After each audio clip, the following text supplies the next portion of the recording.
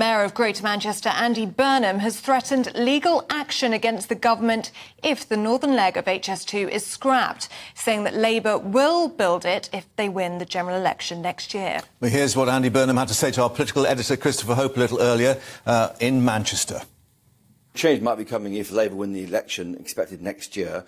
Would Labour build this northern leg?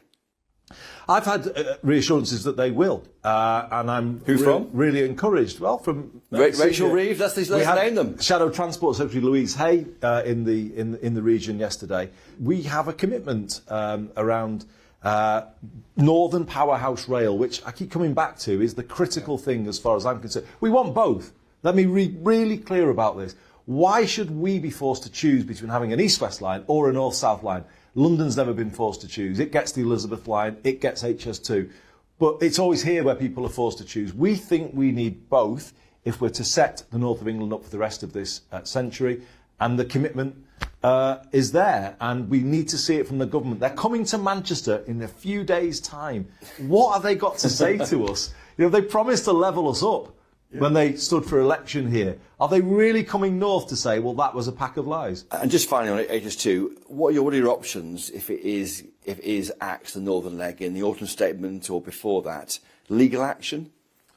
Well, challenging the all courts? I can say is, for 15 years or more, many people in the Greater Manchester system have been working hard at the government's request to bring through these plans. We've devoted hours and hours and hours of time. All of our development plans are linked to it.